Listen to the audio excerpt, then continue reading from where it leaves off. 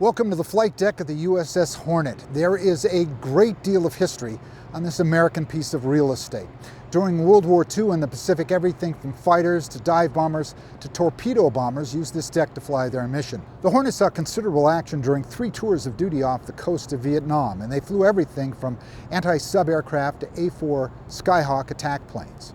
From 1944 until when she was decommissioned in 1970, the USS Hornet had a very long and heroic naval career.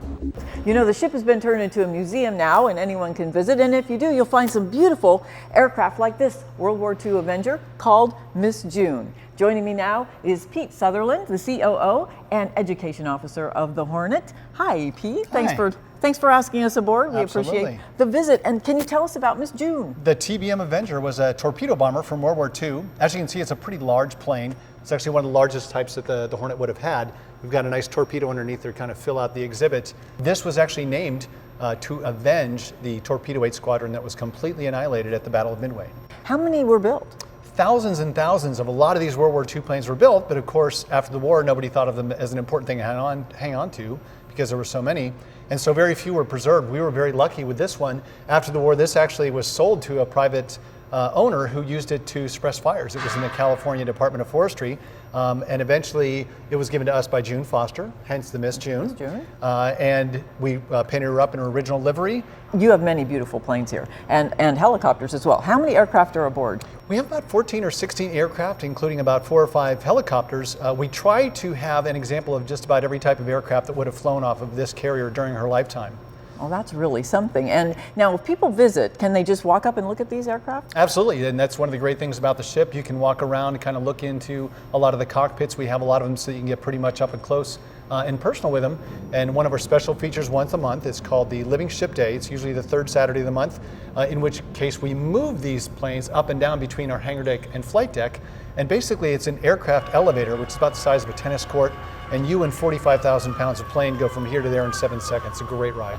So the day to visit is Living Ship Day, and that's the 3rd Saturday of every month. And you know, the Hornet was also the aircraft carrier that picked up the Apollo space capsules when they returned to the moon, and indeed picked up Neil Armstrong. And when we come back, you'll take a look at a space capsule, the helicopter, and a lot more. Behind us, you can see the space capsule. And Pete, tell us about the special role the Hornet played in the recovery. Well, we are a National Historic Landmark because of our role as being the prime recovery ship for the Apollo 11 and 12 astronauts, which of course were the first human beings to set foot on another planetary object, the moon.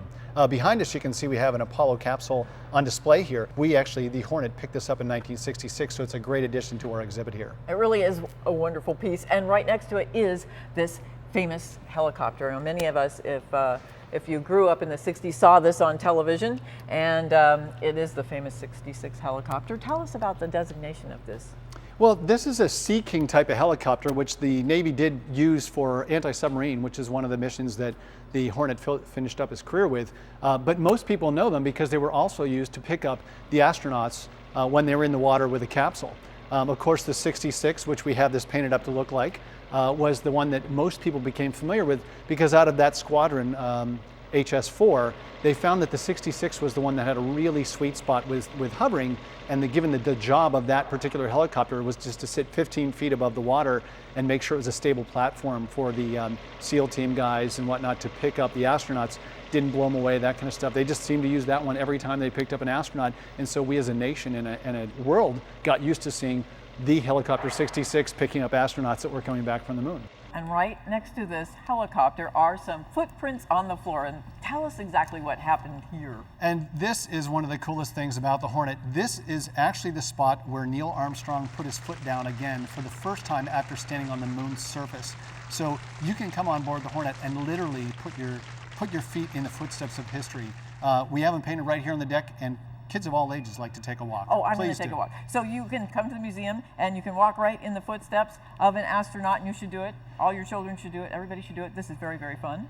Okay, so these footsteps lead right to an Airstream trailer. Tell us about this trailer. Well, it's not just any Airstream trailer, because NASA had a whole bunch of really smart people. They said we need to find a way to isolate the astronauts when they come back from the moon so they don't spread any moon germs, which they thought might exist. So they came up with these trailers, of which there were, I think, 8 made, 4 were used, and we were fortunate enough to get this, the Apollo 14 actual MQF that was used by the astronauts when they came back from the moon.